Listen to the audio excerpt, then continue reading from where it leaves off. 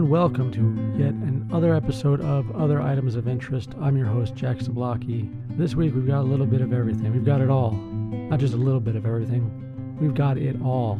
We've got dumb criminals, we've got Loch Ness Monster, aliens, cannibalism. It's going to be a blast.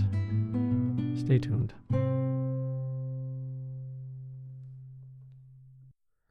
Hello, and welcome to another episode of Other Items of Interest. I'm your host, Jack Zablocki. How are you doing this week? I hope you're doing well. I'm doing better. Last week I was a little under the weather.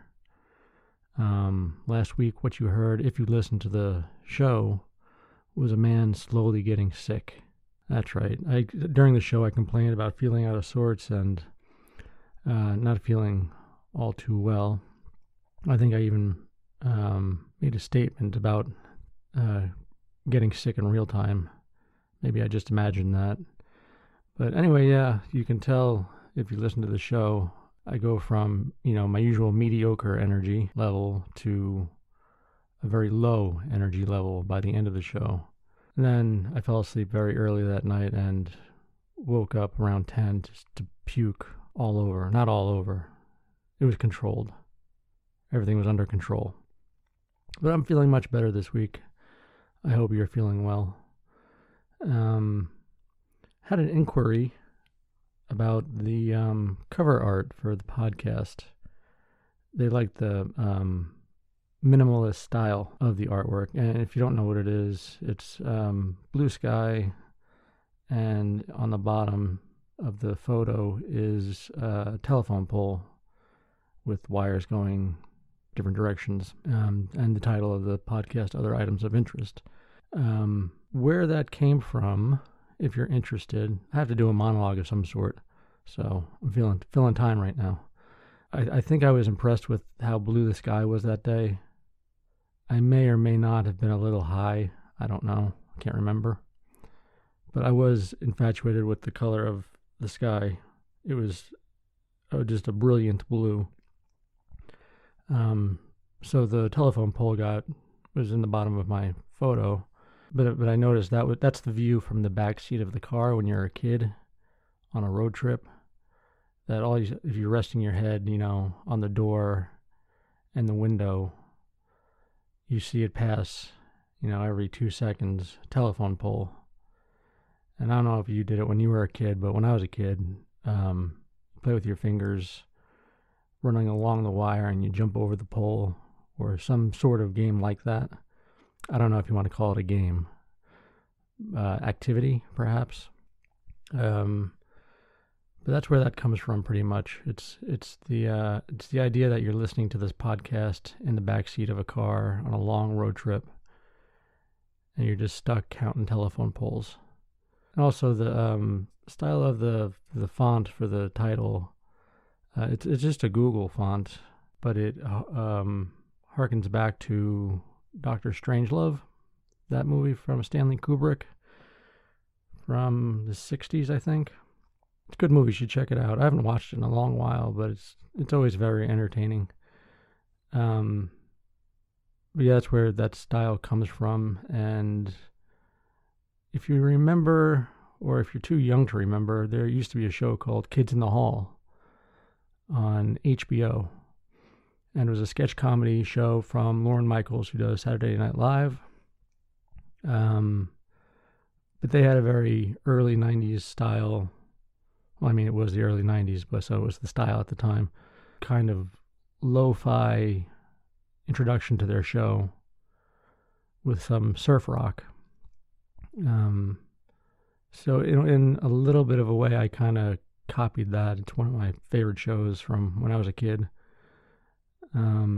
So that's where the style of the artwork for the cover art of the show comes from, if you are interested. What else? What else do we have? There's a bunch of stuff for today's monologue. Well, not a bunch of stuff. Enough stuff. Somebody sent in an article to do, but it's a review for something I'll get to in a second. So the article changes from third person to first person as the review starts. Let me read the headline for you. THC-infused toothpicks sound ridiculous, but it's more ingenious than you'd think. From Willamette Week in Portland, Oregon. Somebody has made, and I say this from time to time on the show whenever we have a pot story. They're going to wind up putting THC into everything, and now they've done it with toothpicks. And you don't even have to eat the toothpick; you just put it in your mouth, like you would a toothpick, if you need instructions on how to use a toothpick. But yeah, it's a state licensed weed toothpick. It's now on the market. It's edible. You don't have to eat. Just hold in your mouth. You absorb the THC sublingually, means under the tongue. That's about the gist of it. It's a picture of a toothpick. I'll put it up in the show notes. I've never said this about a toothpick before, but it's a nice looking toothpick. It's from the Buddies company. THC toothpicks. This one is mint flavor. They have pictured. And I think they had a like a strawberry lemonade or something like that. Strawberry limeade, excuse me. So there's that story that we were going to cover, but it's hard to read because of the change of third person to first person, whatever. Other than that, if you'd like to take a look at the show notes, they can be found at www.otheritemsofinterest.com under the current show link, that being for 9/11. Oh, happy 9/11, everybody. You can email us for wishing a happy 9/11 at otheritemsofinterestpod@gmail.com. You can find us on Instagram under @otheritemspod and on Twitter @otheritems. So, without any further ado, let's get on with the show, shall we?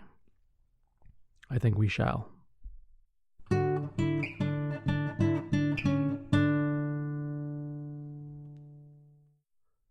Okay, here we go. From the NewYorkPost.com, burglar cooks breakfast, tells resident go back to sleep. And not for nothing, just because it's shocking. There's a headline on the right column of the page that says vegan activists who rescued 16 rabbits killed nearly 100 in the process. Ain't that something? That's gonna scar you, vegan or not. Anyway, burglar cooks breakfast, tells resident go back to sleep. Authorities say a burglar broke into a Florida home. Florida man cooked himself an early morning meal and told the resident there to go back to sleep. The home's occupant told investigators he woke to discover the man cooking and eating sometime after 4 a.m. Tuesday. Fox 13 in Tampa reported the burglar ran from the house when the resident called 911. Deputies from the Pinellas County Sheriff's Office tracked down the suspect in a wooded and swampy area behind the home. Deputies said Gavin Krim, a 19-year-old Marine, allegedly entered the home through an unlocked rear door. An arrest report mentioned that the suspect may have been under the influence of alcohol. Imagine that. I wonder what he made. It doesn't say what he cooked for himself. I wonder if it was just a breakfast type meal.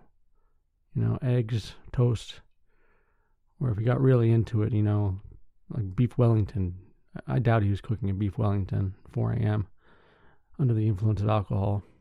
You never know, though. That's what I've learned with this show. You never know. From the SeattleTimes.com. A good old prank is always my favorite. Wheels stolen from New Mexico speed limit monitoring device. You know those big boxes they have on the side of the road that as you come up on them, they ping your car, see how fast you're driving? Yeah, one of those. A mobile speed limit monitoring trailer in Albuquerque can still monitor speeding motorists but can't be moved because thieves recently stole its tires. KOB-TV reports that police said Thursday that the wheels of the speed trailer were stolen and the device is now stationary after it was put on metal pegs.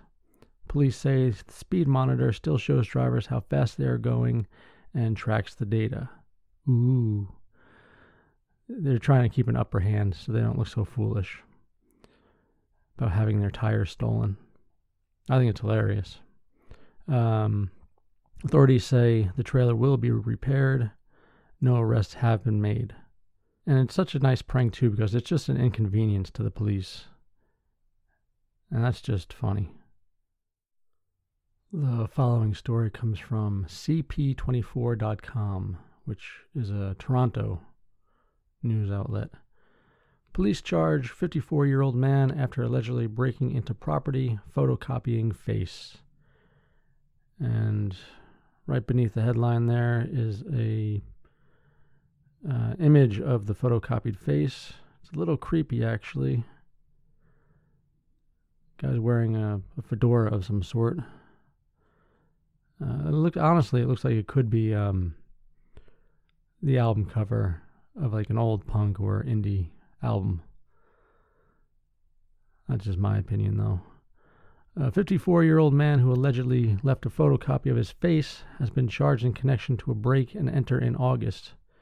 It happened in the area of Dufferin Street and Riddle Avenue, north of Eglinton Avenue West. And I realize that I don't think I have any Canadian listeners at all. So that information right there is useless to everybody. Even if you did live in Canada, that probably was not useful information. And even if you lived in Toronto, that information probably was useless. Let's continue. Police said a man entered a commercial property where he ate some food items and left the remains behind. The man then took and left a photocopy of his face before fleeing the area. Police said Gary Samuel Lamb of Toronto was arrested on an unrelated matter. He has been charged with breaking and entering, and failed to comply with probation. They call it break and enter? I don't like it. Breaking and entering. Anyway, that's it. That's the story. Dude left a photocopy of his face after he broke into the place and ate some food items. Dope.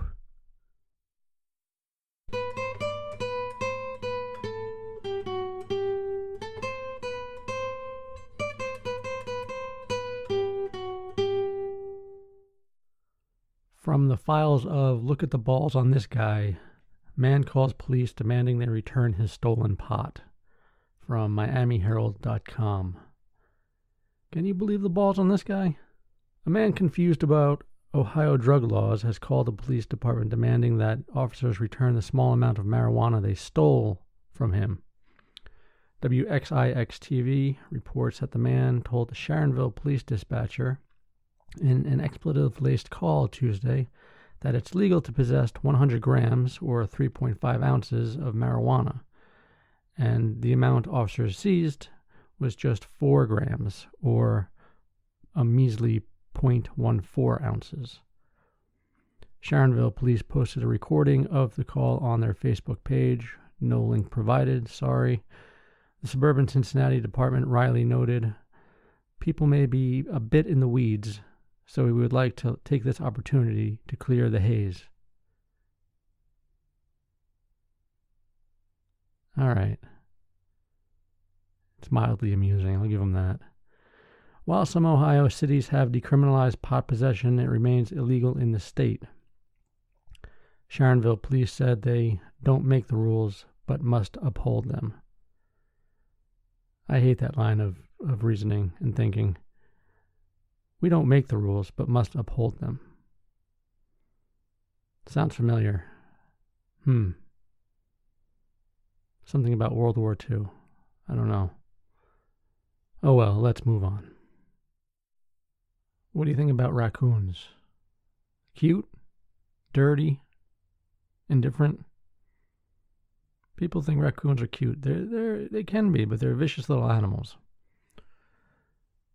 If you haven't guessed, this next article is about raccoons. People like to call them trash pandas. I think that's derogatory. Raccoons block woman's exit from San Diego clinic from UPI.com. And there's a video with this. I did watch the video. It was kind of cute.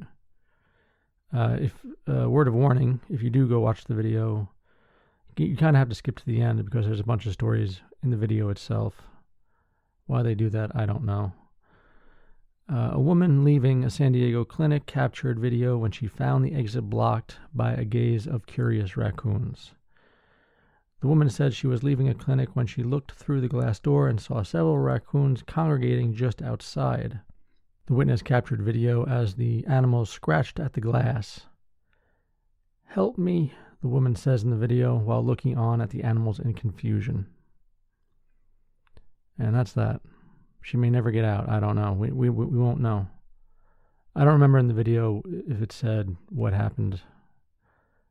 I obviously can't watch it right now and tell you because that would be silly. So check it out for yourself in the show notes at www.otheritemsofinterest.com. And while we're on the subject of raccoons, from cbc.ca, Ottawa, drunk raccoons seen stumbling around Stittsville. And that's a very hard town to say, Stittsville, because I don't want to sound like I'm saying Titsville, like it was part of Boobyland or something. Stittsville with an S at the beginning. I know I'm going to have to say it a million times during the course of the article, so I'm just warning you, it may sound like I'm saying something else. I swear I'm not. Right up top, we have a passed out raccoon sleeping in the grass. Inebriated raccoons have been spotted stumbling around Stittsville and sleeping off their hangovers in broad daylight, residents say. Filthy raccoons.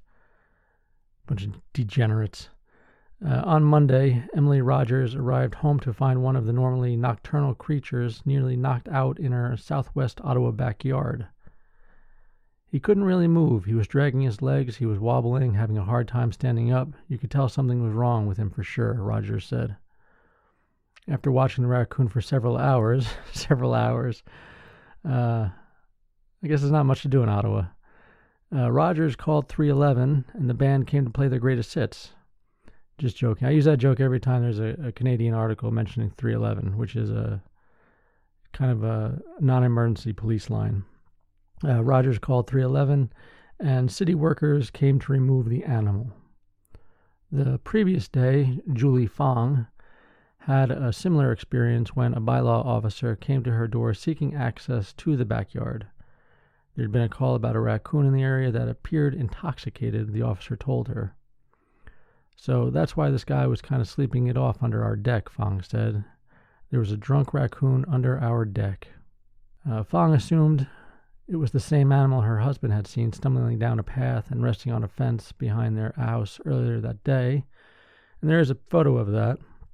It's kind of cute. It's taken on, they must have an old camera because it's very pixelated. Or maybe the picture is just blown up way too much. I don't know. But it's worth taking a look at. He said it was sort of stumbling along, just looking completely off, like somebody who may have had a few extra libations would be walking, Fong said. She got the word libations in her quote. I'm impressed. No, the raccoons haven't been visiting the local bar. They've more likely been overindulging on fermented fruit, according to Michael Runts, a biology professor at Carleton University. Runts, who has neither seen nor examined any of the alleged inebriates, degenerates, said there's an abundance of fruit falling from trees in the area this year, and it looks like the raccoons are having a hard time cutting themselves off. It's possible that some of the fruits are fermenting under the heat, and that these guys are getting a bit tipsy by eating that fermenting fruit, he said. Runts said it's typically birds that overdo it on the fermented berries and crab apples, but he has heard of similar case involving raccoons in West Virginia last year. You expect that kind of behavior of West Virginia raccoons, though. At least I do.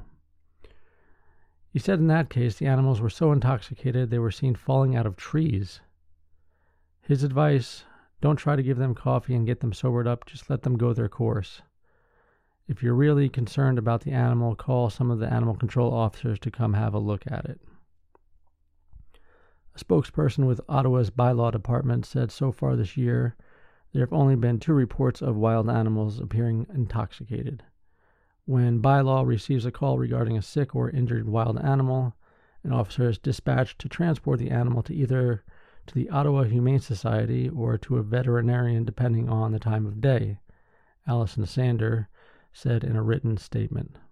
A veterinarian will assess the animal and determine a course of treatment. Imagine showing up to one of your AA meetings. I don't know if you do go to AA meetings. I'm not going to assume that you do. But imagine you did go to AA meetings and there's like 3 raccoons there. One of them is chain smoking, The other one always talks out of turn. That's the only visual I have of drunk raccoons.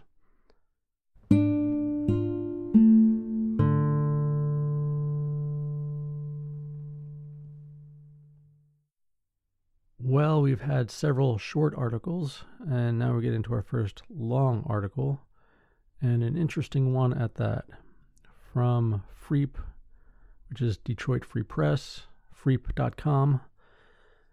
ACLU, Peter Meyer discriminated against drag performers with Down syndrome. Just so you heard me right, Peter Meyer discriminated against drag performers with Down syndrome. And if you don't know, Peter Meyer is the heir of the Meyer food empire, chain of grocery stores in certain parts of the country, Meyer Foods. I live in a Kroger area myself. So this guy is very, very rich in politics, and he doesn't want drag performers with Down syndrome performing in one of his buildings. I think that's pretty much the gist of it. I don't have to read the rest of the article. I will. I need to fill time. The ACLU of Michigan has filed a civil rights complaint against congressional candidate Peter Meyer for allegedly discriminating against drag performers with Down syndrome. Meyer would not allow the UK-based troupe Drag Syndrome to use his Tanglefoot building in Grand Rapids during the Art Prize Project 1 exhibitions, questioning whether the performers could provide consent. The ACLU said in a complaint filed Thursday with the Michigan Department of Civil Rights. The name of the drag queen troupe gets me every time I read it. Drag Syndrome. It's pretty badass sounding, actually. Where was I? The group was scheduled to perform there Saturday and has since found another space. The ACLU contends that Meyer is relying on harmful stereotypes about disabled people. Meyer told the Free Press that he was worried about the risk of perception of exploitation, a view he said is shared by disability advocates. He plans to challenge the complaint. I did what's right, and I'm not going to back down from that or apologize for it, he said. Meyer is running for the Republican nomination to the seat currently held by U.S. Rep. Justin Amish, Republican Cascade Township. He is the great-grandson of Meyer founder Hendrik Meyer. Meyer said he agreed to allow the nonprofit Sight Lab to build a performance space in the Tanglefoot to be used by several acts during Art Prize, which runs from Friday through October 27th. If you happen to be in the Detroit area, I suppose that's information for you. DisArt, D-I-S, capital A-R-T, all one word, which I assume is Disability Arts. A Grand Rapids-based arts and culture organization arranged some of the programming and booked Drag Syndrome.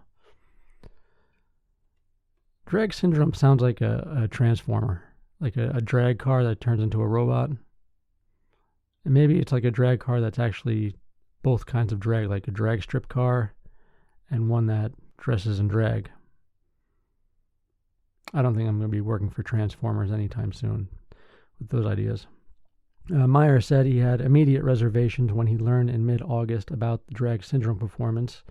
He said he spent the next few days consulting with disability advocates, LGBTQ organizations, and other groups, none of which are named. What was especially moving to me was the local disability advocates viewed drag syndrome as counterproductive to their goals of fostering a greater sense of inclusion and belonging among people with developmental disabilities, he said. I don't know. A bunch of guys with Down syndrome in drag, that's pretty inclusive, I think. Meyer said he reached out to organizers of Art Prize with his concerns. Then on August 21st, he sent an email that said drag syndrome could not use the Tanglefoot. The email was leaked to the media, Meyer said, politicizing the issue and sparking some social media users to hurl nasty slurs at him. You kind of have to expect it, dude. It's been very extreme reaction, but it goes to show the toxic political environment we're in today, he said. According to the complaint, Meyer's letter to the Art Prize organizers read, "The differently abled are among the most special souls in our community, and I believe they, like children and other vulnerable populations, should be protected." Spoken like a true politician. He also said the performers' ability to act on their own volition is unclear. I don't know what this guy thinks about Down syndrome people, but it's he doesn't think very highly of them. And that he did not know whether the performers are giving or in a position to give full and informed consent. I don't know what this is about consent. I just don't know. Meyer's decision was based on harmful myths and stereotypes about the capacities of people with Down syndrome, the ACLU said in its complaint. The ACLU also said Meyer indicated his discomfort with drag performance. I think that's the real issue right there.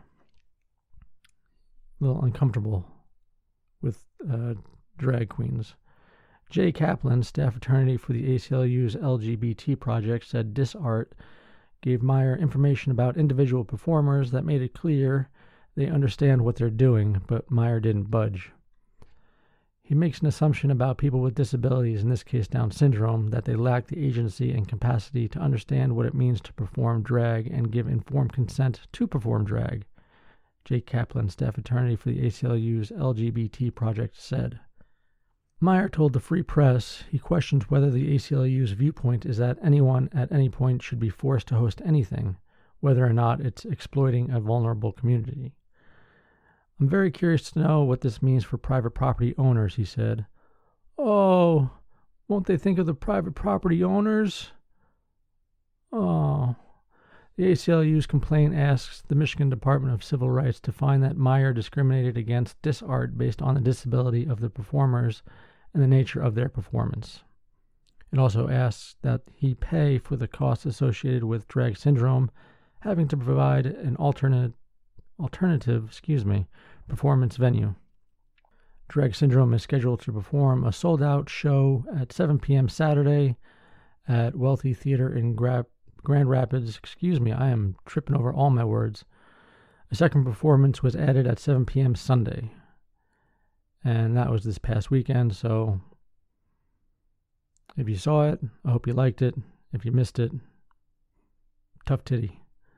I don't know what to tell you. For this next story, you're really going to have to go to the show notes at www.otheritemsofinterest.com and go to the 9/11 show link, because there are some pictures here you're going to want to see. From canoe.com, cat with unique penis-shaped marking on face needs a new home. And right there, right beneath the headline, is a picture of a cat with a penis and balls on its head, right down its nose. Good looking cat, though. I would adopt it. I already have a cat, though. Don't need a second cat. A furry feline with a phallic-looking face marking is in search of a new home. Daisy, a 9-year-old ragdoll cat with light brown tuft of fur that resembles a penis on her face, is in need of a new abode after an elderly owner recently died. Along with her sister Molly, the feline was recently taken to the Mini Kitty commune in Sydney, Australia.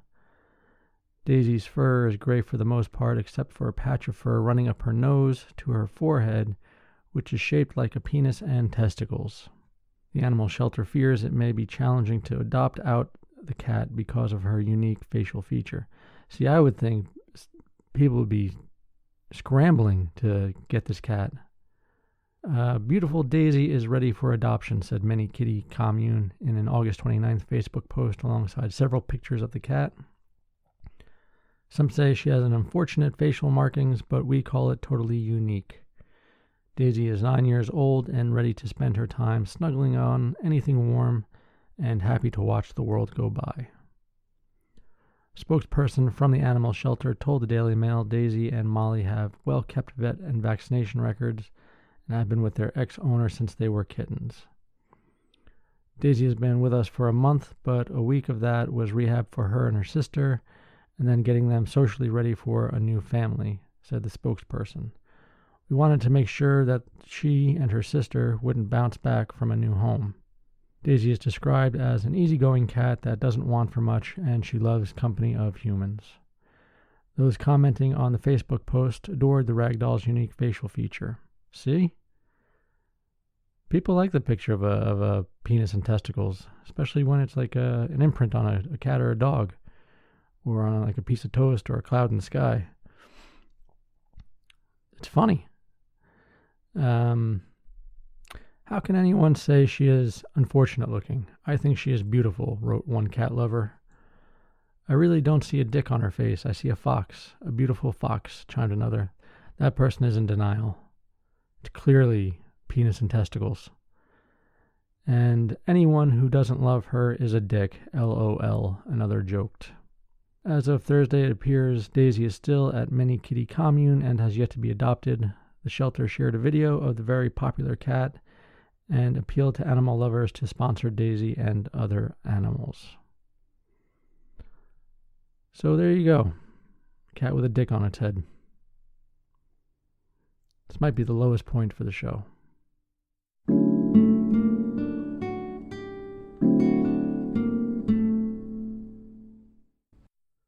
Here's where the show gets weird.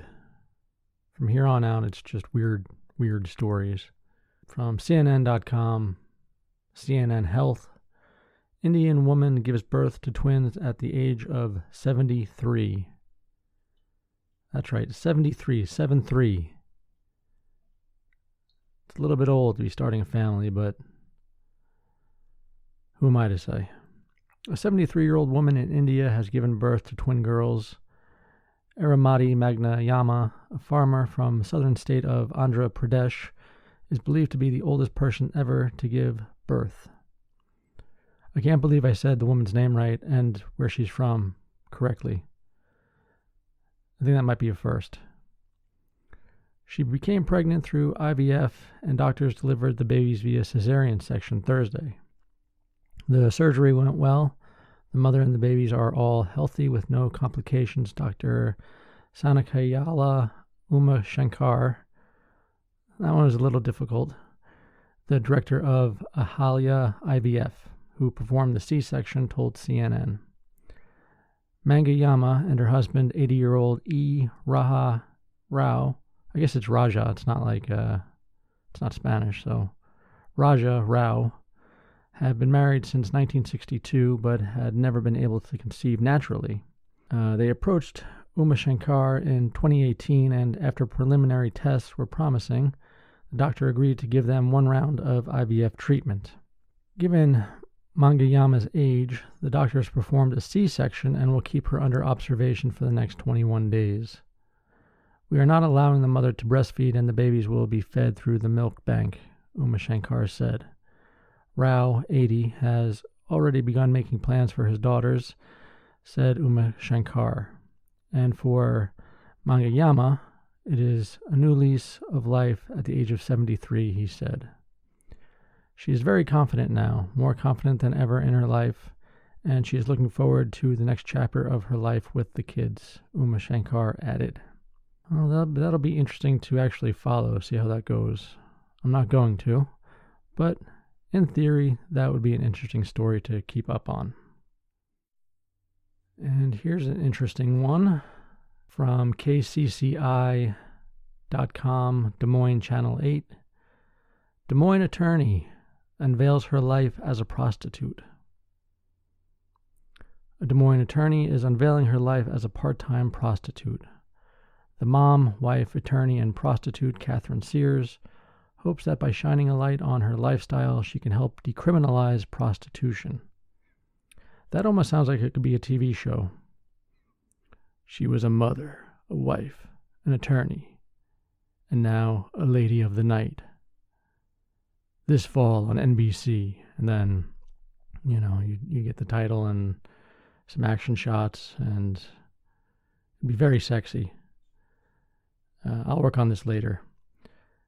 She says, Catherine Sears says, I like sex. Sex is fun and I can get paid for it.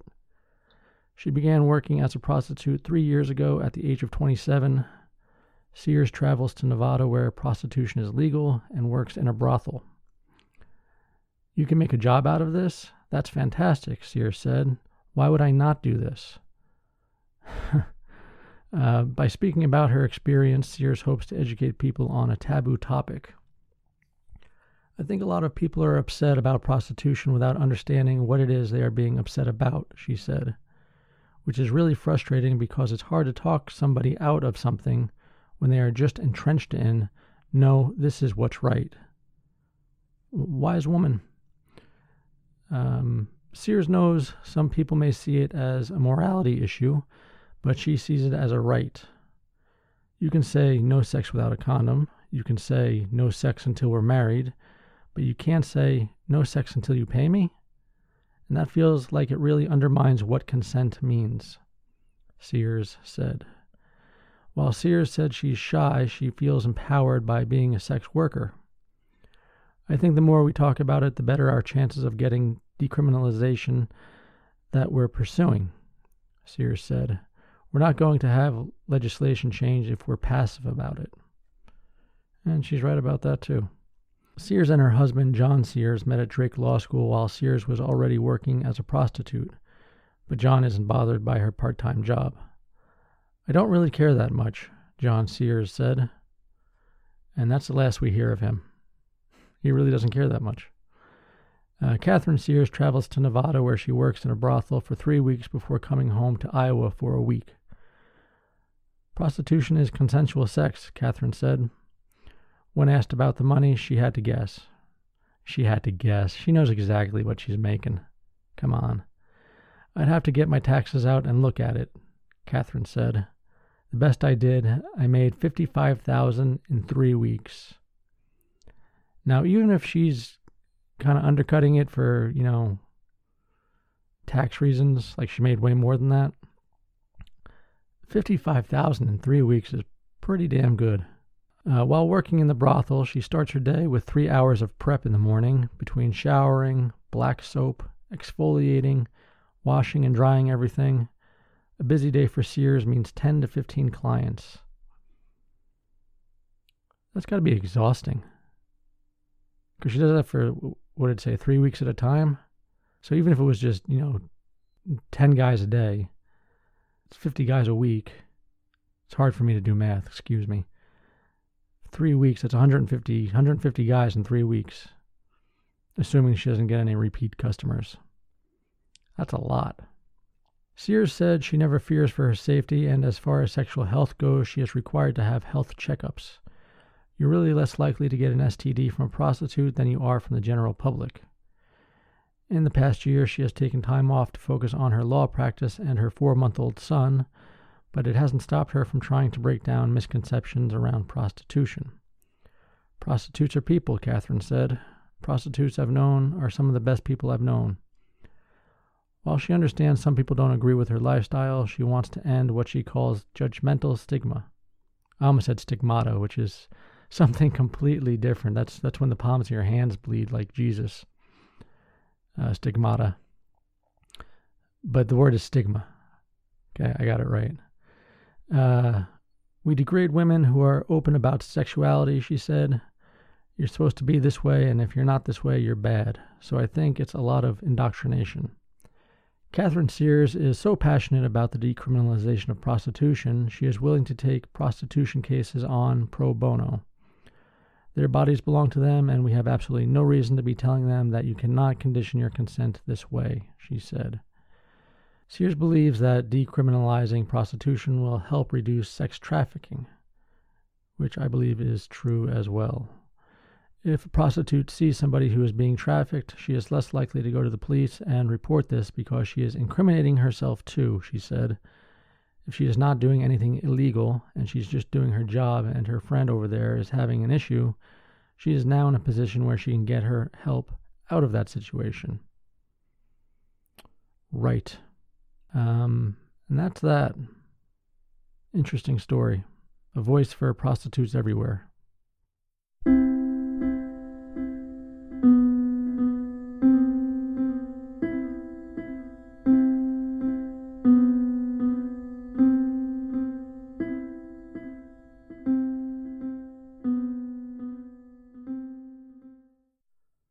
The following story comes from standard.co.uk, the Evening Standard, who like to boast Website of the Year.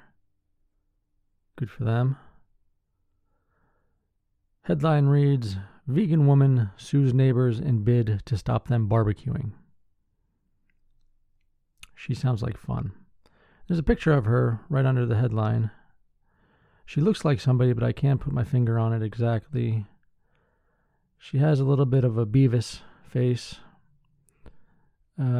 Take a look in the show notes and email us at otheritemsofinterestpod@gmail.com. Tell us what you think, because it's really bothering me. It's bugging me. She looks like somebody. Vegan Scylla Carden from Perth, Western Australia, claims her neighbors breached residential laws by barbecuing, smoking, and having noisy children. How dare they? Ugh. Barbecuing, smoking, and having noisy children? The gall. She sought legal orders to prevent the alleged nuisances, but a tribunal and the state's highest court rejected the claims as unreasonable and lacking in evidence. But speaking to the West Australian, Miss Carden committed to continuing the legal fight. She said, I'm a good person and I just want peace and quiet. The vegan issued a list of demands that included orders for a family living next door as well as another neighbor to reduce patio lighting, silence their pets, and replace plants in the common garden. She also alleged that wafting smells such as cigarettes and barbecues caused undue offense to her. Wah. Speaking to 9 News, Miss Carden said they've put the barbecue there so I smell fish. All I can smell is fish. I can't enjoy my backyard. I can't go out there. The State Administrative Tribunal of Western Australia rejected her demands in a case hearing in February. The tribunal said, the tribunal does not accept that the parents, by allowing their children to play in the backyard, use the patio for small scooters or toys, constitutes reasonably a nuisance. What they are doing is living in their backyard and their home as a family. It was also noted by the tribunal that the same family had already moved their barbecue before the hearing in a bid to appease Miss Carden. The tribunal added they have not allowed the children out at night, have not used the patio at night, and have not turned on the lights for several months for fear of reprisals from the applicant. Jeez. Poor family. Miss Carden challenged the decision in the Supreme Court of Western Australia in March. When handing down his rejection in July, Chief Justice Peter Quinlan noted she had submitted close to 400 pages in her appeal. 400 pages. See, throughout the whole article, you're kind of wondering, this woman has to be crazy, right? She's a little off her rocker. But you're just not sure. She just might be eccentric. And then you get to the end here where she submitted 400 pages of what amounts to just her being annoyed. in an appeal. The judge added, the volume of material that she has produced suggests that these matters have to an extent become somewhat overwhelming. No kidding. Hey, you remember that story we just did? The one about the crazy vegan wanting to sue her neighbors for living their lives? Well, here's an update from globalnews.ca. Massive barbecue planned outside vegan's home after she complained about meat smell. This is what happens. The internet is an angry mob. A vegan woman filed a lawsuit, and some of this is going to be a lot of the same information from the previous article, but I didn't feel like editing it. A vegan woman filed a lawsuit against her meat cooking neighbors, and now a cookout has been planned in her honor, right outside of her home. According to Australia's 9 News, Scylla Carden took the case against her next-door neighbors to the Supreme Court of Western Australia in late 2018. The Australian woman who works as a massage therapist said they were deliberately interrupting her garden time by barbecuing meat, smoking outdoors, and letting their kids play basketball. Somehow it went from kids on their scooters to kids playing basketball. It's deliberate. All I can smell is fish, she told the local broadcast station. I can't enjoy my backyard. It's been devastating. It's been turmoil. It's been unrest, she continued. I haven't been able to sleep. I wonder what her poor husband thinks. He probably doesn't exist. Now thousands of people have marked themselves as attending a community cookout outside this woman's home called Community Barbecue for Scylla Carden on October 19th. Nearly 9,000 people have said they're interested in attending the event set for October 19th, which clearly intends to mock Carden's case against her neighbors. Scylla Carden has a problem with her neighbors cooking meat on their barbecue because she's a vegan. Recently taking them to the Supreme Court, creator of the event, Bailey Mason, wrote, Don't let Scylla destroy a good old-fashioned Aussie tradition. Join us for a community barbecue and help Scylla Carden get some pork on her fork. Get some pork on your fork. That sounds a little bit suggestive. Per the Evening Standard, the court dismissed her case in January, saying she didn't have enough evidence, but Carden was convinced that this was a violation of her rights as a homeowner. She proceeded to file, and this says 600-page document for her appeal, while the previous article said 400-page document. I don't know which one is correct. We'd split the difference and call it 500 pages. I'll just go with what's written here. She proceeded to file a 600-page document detailing her appeal, the West Australian reported, saying that she intends to keep fighting the battle.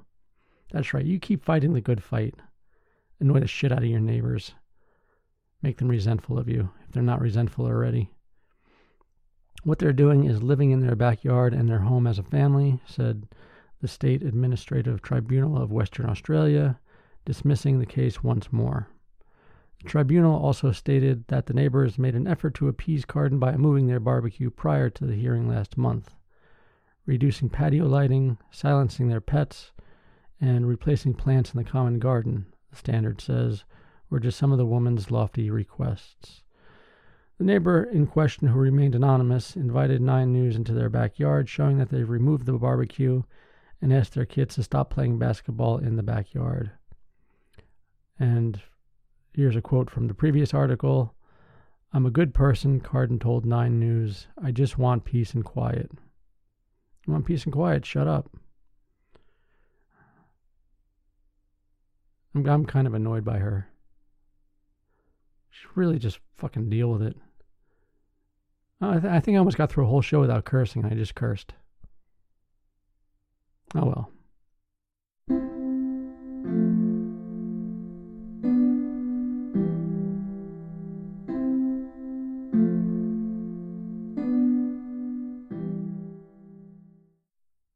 And here we have another article from the Evening Standard, standard.co.uk. This one's a doozy. Scientist, as in one scientist, suggests eating human meat to tackle climate change. Sometimes you get an idea in your head and you roll it around for a while and you got to make that decision to let it go. I think this is one of those ideas that you need to let go. Nobody's going to go for this. A Swedish scientist has suggested eating human flesh to tackle climate change at a Stockholm summit, according to reports. In the 1973 dystopian film Soylent Green, the world is so overpopulated that dead bodies are sold as food. It's people. Soylent Green is people.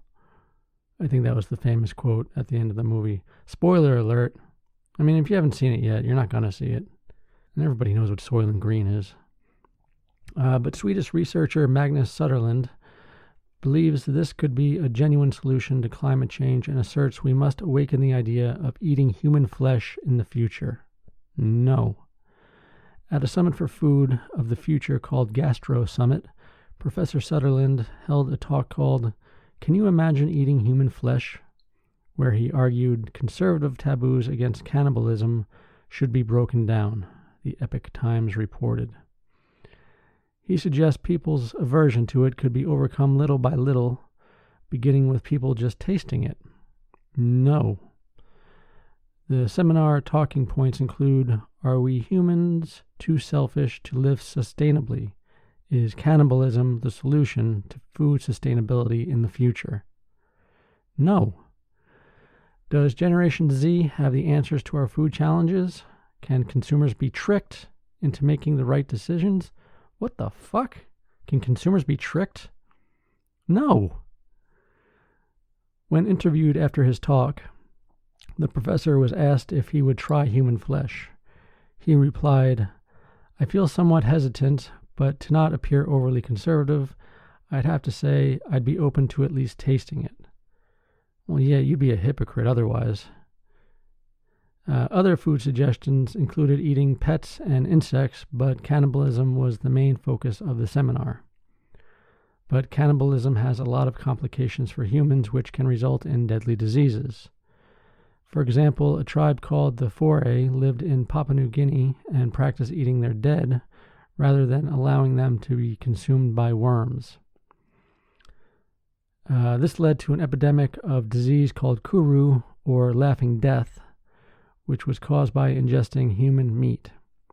Is there any kind of band with the name Laughing Death? That sounds like a good band name. It was a prion disease. Excuse me as I get my ADD going crazy. It was a prion disease that caused a twisted protein that tricks other proteins in the brain to twist like it and damage the cerebellum. Other examples of prion disease include mad cow disease that was caused by feeding cows the remains of other cattle.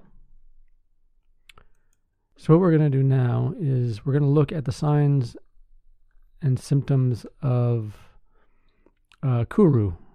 I'm just getting this from Wikipedia. I assume it's factual. So they say kuru is a disease of the nervous system that causes physiological and neurological effects, which ultimately lead to death. There is 3 phases. There's the clinical stage, which begins at the first onset of symptoms, lasts an average of 12 months. The clinical progression of kuru is divided into 3 specific stages: the ambulant, sedentary, and terminal stages. While there is some variations in these stages between individuals, they are highly conserved among the affected population. Before the onset of clinical symptoms, an individual can also present with prodromal symptoms, including headache and joint pain in the legs. In the first ambulant stage, the infected individual may exhibit unsteady stance and gait, decreased muscle control, tremors, difficulty pronouncing words. Maybe I have this. I can't pronounce shit. And they have another word here for tremors, which I can't really pronounce. Titubation. Sounds dirty. This stage is named for the ambulant because the individual is still able to walk around despite symptoms. The second stage, sedentary stage, the infected individual is incapable of walking without support and suffers ataxia and severe tremors.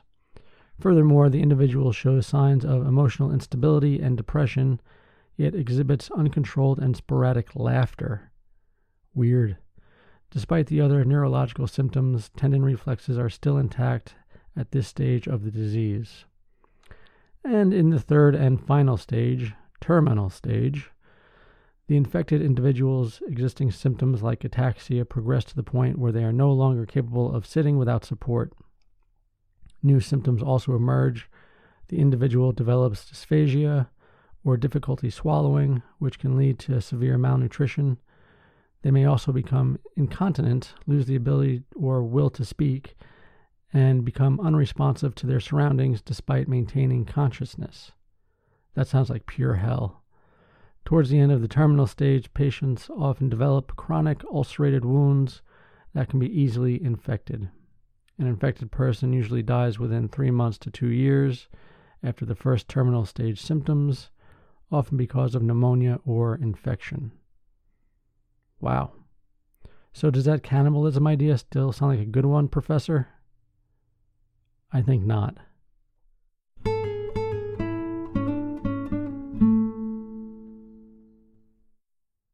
Let's take a trip to the moon, shall we? China's lunar rover finds a gel-like substance on the far side of the moon, from sciencealert.com. Chinese lunar rover Yutu-2 has rolled over a strange mystery on the far side of the moon. At the bottom of a small recent impact crater, the rover found a shiny unknown substance the Chinese Space Agency described as a gel with a mysterious luster. Although Chinese scientists have not yet revealed what it might be, the best guess from external scientists, according to space.com, is that the material is glass that formed in the heat of the impact that left the crater. It's a good idea. I want it to be extraterrestrial slime. That's what moon people look like. They're little pods of gel. On July 28th, 3 days after the start of the 2-week lunar day, the Yutu-2 science team at the Beijing Aerospace Control Center were preparing to power down the rover for a midday nap, a process that prevents the delicate machinery from overheating when the sun is directly overhead. But team member Yu Tianyi noticed something unusual in the crater while checking a panorama photographed by Yutu-2. So the researchers kept the rover awake just a little bit longer, rolling it over to the crater for a better look. There they found a glistening substance. According to the rover's drive diary, this material differed from the surrounding regolith. Regolith? Is that right? In shape, color, and texture. Sadly, they have released no photographs of it just yet, but you can see the crater itself in the images on the website. And if you're interested in that, check the show notes, blah, blah, blah. The rover was put down for its nap after checking out the crater and reawakened to make the most of the afternoon sunlight. During this time, it examined the crater using its visible and near-infrared spectrometer, which analyzes the light reflecting off surfaces to determine their chemical composition. We still don't have answers from that analysis, but the surface of the moon is quite dry, so it's possible the stuff found by the rover is more of a hardened, molten material than a squishy, jelly-like substance, which, even if they weren't on the near side, would rule out a pile of tardigrades. And that's a reference to, I believe, Israel is on the side of the moon we see, and they spilled out, that's how the news put it, spilled out tardigrades, which are little microscopic creatures that can survive any kind of condition, pretty much. I don't know if they did that on purpose or it was an accident or what. Anyway, Yutu-2 went back to sleep on August 7th for the duration of the lunar night. Since it runs on solar power, it awoke on August 25th for the next lunar day and has been continuing its journey west in search of new discoveries. Pretty interesting.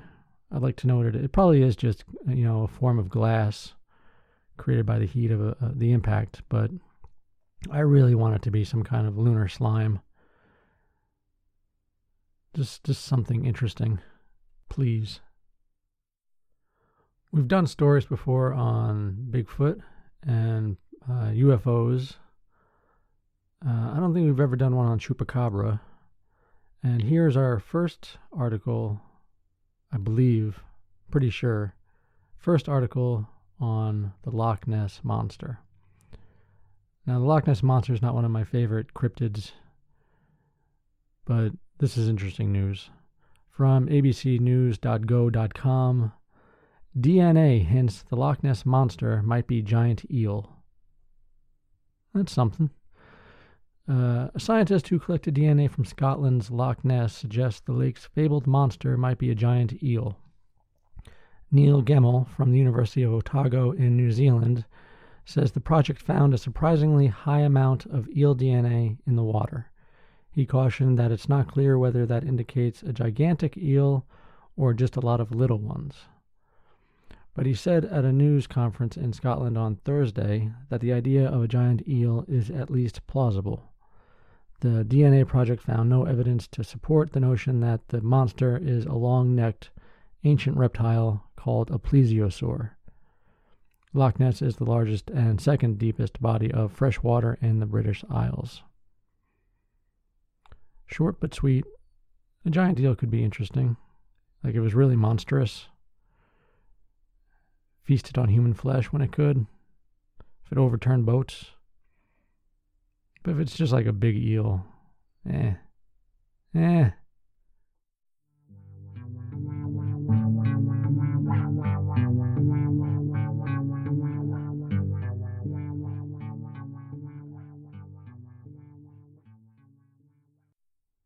Here's a mysterious story.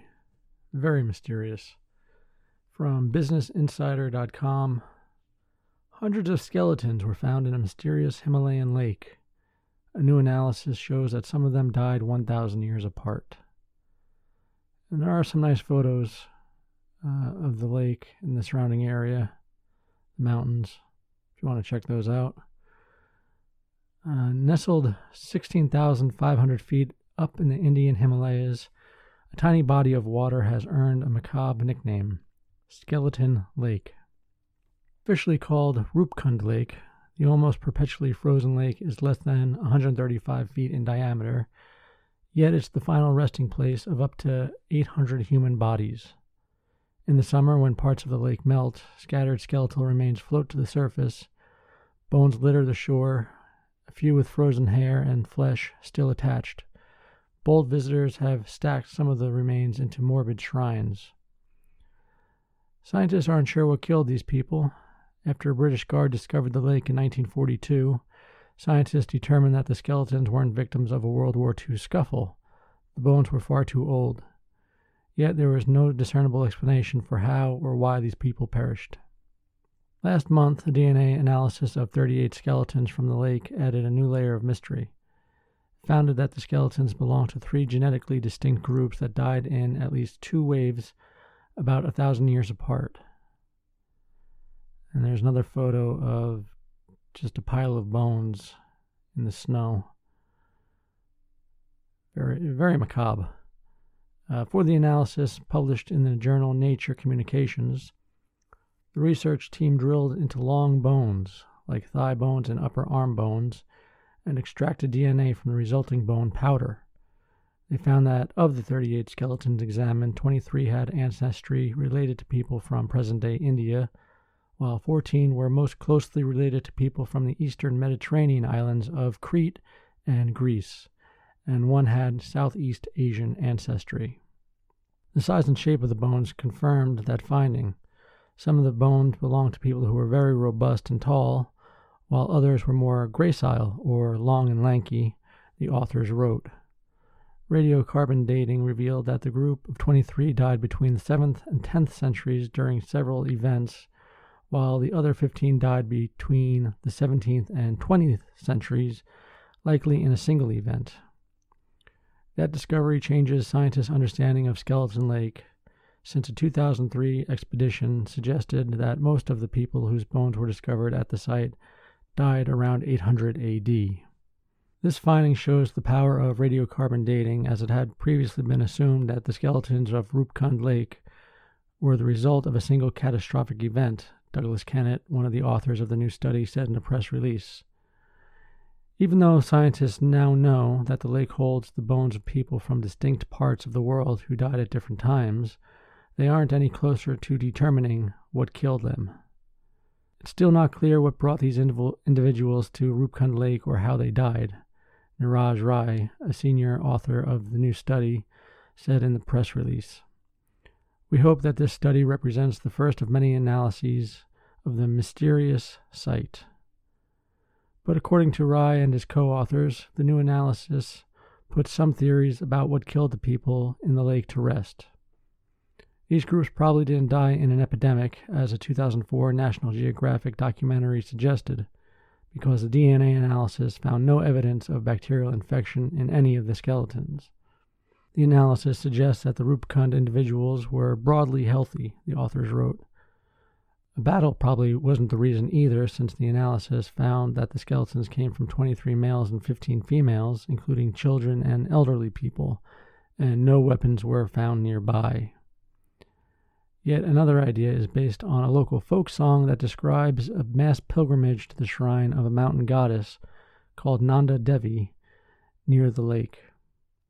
The study's author said the song is about a king and queen and their many attendants who, due to their inappropriate celebratory behavior, were struck down by the wrath of Nanda Devi. The lyrics recount the goddess flinging balls as hard as iron.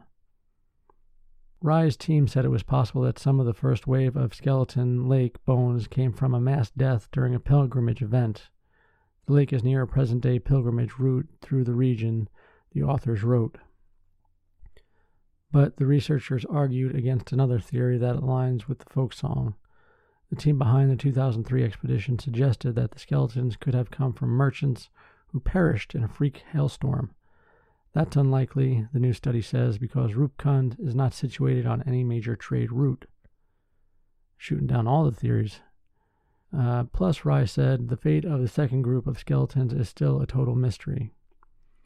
We've tried to answer all possible sources of genetic ancestries of the Rupkund skeletons, but failed to answer why Mediterranean people were traveling to this lake and what they were doing here. Kathleen Morrison, an anthropologist at the University of Pennsylvania who is not involved in the study, offered one possible explanation. I suspect that they're aggregated there. The local people put them in the lake, she told The Atlantic, noting that it's unlikely that all these people died at the lake. When you see a lot of human skeletons, usually it's a graveyard.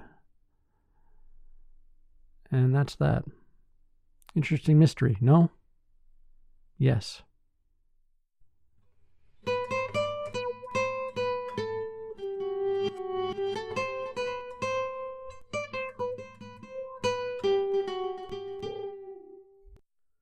From app.com, app.com, part of the USA Today Network. In new book, retired Air Force major claims alien was killed. Haven't had a really good UFO alien article in a while, so I'm excited for this one. Was an alien shot and killed in the Pine Barrens of New Jersey? A new book titled Strange Craft, The True Story of an Air Force Intelligence Officer's Life with UFOs, claims that a military police officer shot an extraterrestrial being at Fort Dix in the early morning hours of January 18th, 1978. I wonder if you get decorated for that, a medal for... I mean, how many soldiers can claim that shot? I killed an alien. An extraterrestrial. Not that we should be killing extraterrestrials, because they can probably, vaporize our planet in a second. Let's get on with it. In the book by author John L. Guerra and published by Bayshore Publishing Company of Tampa, Florida, retired Air Force Major George Filer III, a decorated former intelligence officer for the 21st Air Force Military Airlift Command at the adjacent McGuire Air Force Base, recounts the extraordinary tale from America's disco age. Filer, now 84 and living in Medford with his wife Janet, said what has been an urban legend first promulgated by UFO enthusiasts since the early 1980s is indeed true. That's because he was there and wrote a top-secret memo about it, he said. In the freezing winter darkness of that day in January 1978, a bipedal creature, described as about 4 feet in height and grayish-brown in color, with a fat head, long arms, and slender body, was shot to death with 5 rounds fired from a service member's .45 caliber handgun. As Guerra explains it in his book, the soldier had originally been in a police pickup truck, driving through the wilderness on the base in pursuit of a strange, low-flying aircraft that had been observed passing through the military installation's airspace about 2 a.m. that morning. About an hour into the drive, the soldier became aware, in typical horror movie fashion, that the craft, oval-shaped and radiating a blue-green glow, was hovering directly over his vehicle. That's when the creature emerged from the shadows on foot, revealing itself to the soldier by stepping into the beam of the vehicle's headlights, where the panicked MP drew his weapon, ordered the alien to freeze, and he fired. Pretty much in typical cop fashion. Freeze, and then he shoots him to death. According to the retired major, as told in the book, and the alleged alien succumbed to its gunshot wounds on the Air Force side of what is now Joint Base McGuire-Dix Lakehurst in Burlington County, its remains giving off a foul-smelling, ammonia-like stench. I've heard that before in various alien stories, that there's an ammonia-like smell. I guess that's maybe just what they smell like. Later that morning, a cleanup crew from Wright-Patterson Air Force Base in Ohio, headquarters of the National Air and Space Intelligence Center, flew in to retrieve the body, behaving as if the creature was, well, not entirely alien to them. And it's also said that Wright-Patterson is where they brought the bodies of the Roswell aliens, if you believe that story.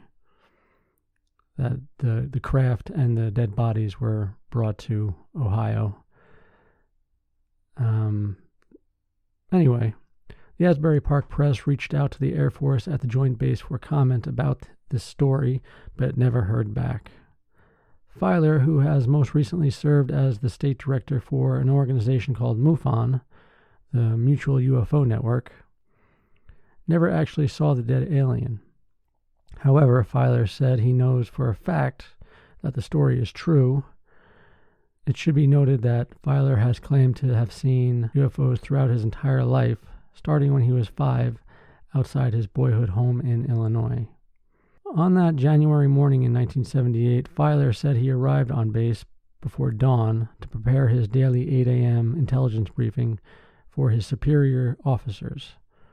In the book, he explains that when he arrived, security at the base had been tightened, and he personally observed the emergency response in the aftermath of the incident. He also said he interviewed some of the witnesses from the scene for a report on what happened that he was required to file. However, he was denied access to and was never cleared to see photos that he said were taken at the scene. And there's a photo of Filer relaxing in his lazy boy chair, right there in the middle of the story. The senior master sergeant runs everything, from who sweeps the floors to organizing the staff schedules and making sure phones and faxes are up and running. Filer is quoted in the book. He was agitated, his face was pale, and his eyes were wide open. Then he said the strangest thing. An alien has been shot at Fort Dix, and they found it on the end of our runway, which would be the McGuire Air Force Base runway. Filer said he replied, "Was it an alien from another country?" "No, it was from outer space, a space alien," the sergeant explained. "There are UFOs buzzing around the pattern like mad." Later, the Air Force classified everything as top secret and silenced the witnesses through national security restrictions and good old-fashioned intimidation. Everyone, that is, except Filer. Filer has spoken publicly about the 1978 incident before, and the incident itself has been the subject of discussion and speculation in the UFO enthusiast community since the early 1980s. Details about it appear to have been first reported in the Trentonian on July 10, 2007. The Trentonian had reported 12 years ago that, holy shit, 2007 was 12 years ago. That's amazing. The Trentonian had reported 12 years ago that the Air Force repeatedly denied the claim, telling the newspaper that the case was discredited as a hoax years ago. The rest of the article is about aliens and pop culture at the time, citing Steven Spielberg's Close Encounters of the Third Kind, which came out about the same time in 1978, and Star Wars, which came out a couple of years earlier, or just 1 year earlier in 1977. So that's about it. Talks about UFO sightings carried an air of greater credibility back then. There were 377 references to UFOs published in the press between 1977 and 1978, compared to 85 references between 2017 and 2018. So that's that. I guess that would be the end of the show. Hope you enjoyed it. I had a good time doing it. I guess that's all that matters. Check out the website at www.otheritemsofinterest.com for the show notes. You can reread all the articles I just read to you if you'd like, or check out the pictures and video from various articles if you'd like. Do what you want. It's your life. I'm not trying to pressure you. It's the last thing I want to do. With that, I think we'll see you next week, and we'll have a good time again, and it'll be all fun and games until somebody gets hurt. I guess I can say with certainty that I'd like to cue the music.